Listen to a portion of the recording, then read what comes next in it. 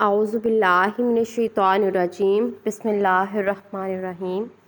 آج ہم سورۃ بقرہ کی آیت نمبر 4 کی نحوی گرامر کو دیکھیں گے اور اس کے علاوہ تمام افعال کو تھوڑا سا ڈیٹیل سے اور اسماء کے مادہ دیکھیں گے۔ سب سے پہلے جو الذین ہے، جس کا مطلب جو ہے، یہ اسم موصول ہے، معرفہ ہے، کیونکہ تمام اسماء موصولہ جو ہیں وہ معرفہ ہوتے ہیں۔ اب مادہ، اس کا کوئی مادہ نہیں ہوتا کیونکہ یہ مبنی اسم ہوتا ہے، تو جو مبنی اسم ہوتے ہیں ان کے مادہ نہیں ہوتے۔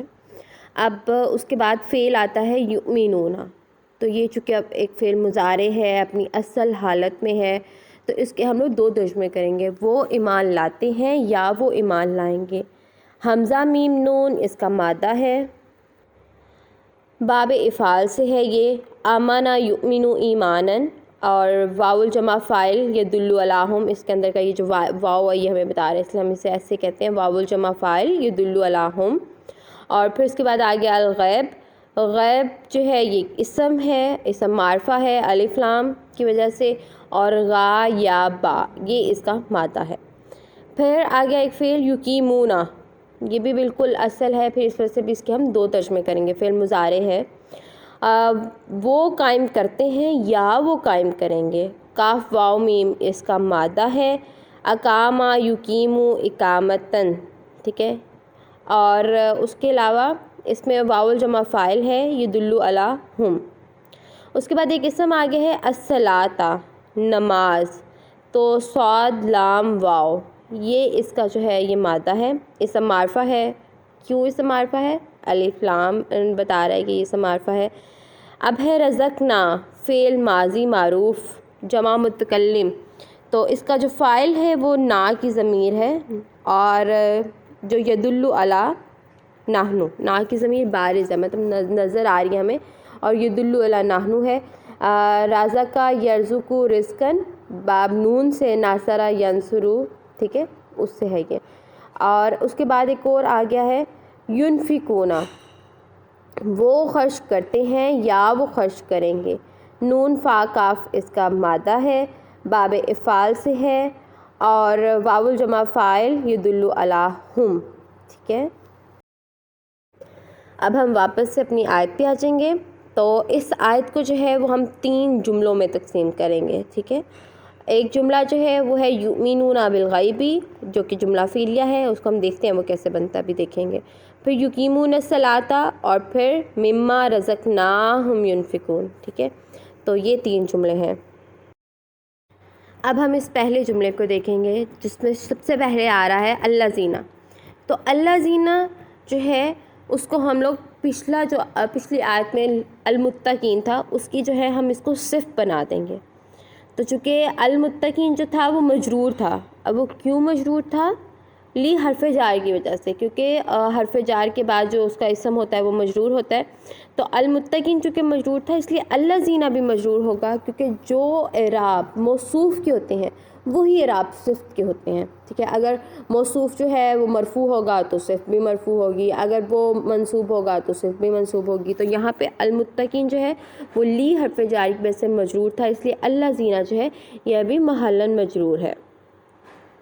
پھر اب چونکہ الذین اسم موصول ہے، تو جب اسم موصول آتا ہے اس کا صلہ بھی آتا ہے، تو یؤمنون یہ اس کا صلہ ہے، ٹھیک ہے۔ یؤمنون فعل فاعل، ٹھیک ہے، واو الجمع فاعل یدل علیہم، ٹھیک ہے، اور اس کے بعد بالغیبی، بی حرف جار اور الغیبی مجرور، بالغیبی جار مجرور ہو کے یہ متعلقان ہو جائیں گے یؤمنون فعل کے، اس طرح یؤمنون فعل اور اس کے متعلقان یہ مل کر جملہ فعلیہ بنائیں گے، جملہ فعلیہ خبریہ، اور یہ لا محل لہا من الاعراب ہوگا، اس کا کوئی اعراب نہیں ہوگا، کیوں؟ کیونکہ صلہ کا کوئی اعراب نہیں ہوتا، جب بھی صلۃ الموصول آئے گا اس کا کوئی اعراب نہیں ہوگا، ٹھیک ہے۔ اب آیا یہ دوسرا جملہ، ٹھیک ہے، واو عاطفہ ہے، عاطفہ ہے تو اس کا مطلب یہ پیچھے معطوف ہوگا۔ اب یقیمون فعل اور فاعل ہے، اس میں بھی واو الجمع فاعل ہے یدل علیہم ہے، تو اس یقیمون کو ہم پچھلے والے یؤمنون پہ جو ہے وہ معطوف کر دیں گے، ٹھیک ہے۔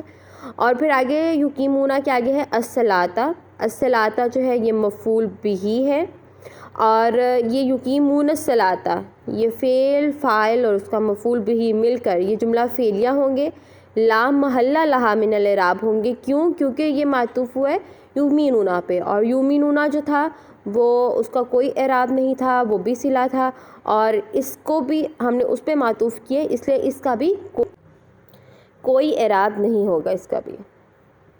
اب اگلا جملہ جو واو عاطفہ ہے، اس کا مطلب پھر یہ معطوف ہوگا، تو دیکھتے ہیں کس پہ ہوگا۔ اب مما جو ہے یہ جار مجرور ہے، تو جب ما اسم موصول آ گیا ہے تو پھر اس کا مطلب اس کا بھی کوئی صلہ ہوگا۔ اب اس کا صلہ کیا آ رہا ہے؟ ایک جملہ فعلیہ آ رہا ہے، رزقناہم، رزقنا اور ہم۔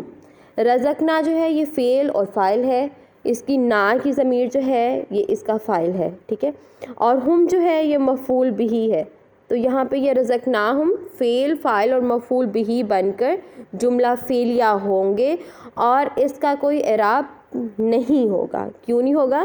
کیونکہ یہ پھر سے صلہ بن گیا ماں کا، تو صلہ کا کوئی اعراب نہیں ہوتا۔ تو اس طرح یہ مما، یہ جار مجرور، یہ متعلقان ہوں گے ینفقون فعل کے۔ تب ینفقون کو دیکھتے ہیں، ینفقون بھی فعل اور فاعل ہے، واو الجمع فاعل ہے، یدل علی ہم ہے، تو اس طرح ہم دیکھیں گے کہ ینفقون فعل اور فاعل اپنے جار مجرور متعلقان کے ساتھ مل کے جملہ فعلیہ ہو کر تو یقیمون پہ جو ہے وہ معطوف ہو جائے گا، اور اس والے جملے کا بھی کوئی اعراب نہیں ہوگا کیونکہ یقیمون کا کوئی اعراب نہیں تھا، تو اسے ہم نے یقیمون پہ معطوف کیا، اس لیے اس کا بھی کوئی اعراب نہیں ہوگا۔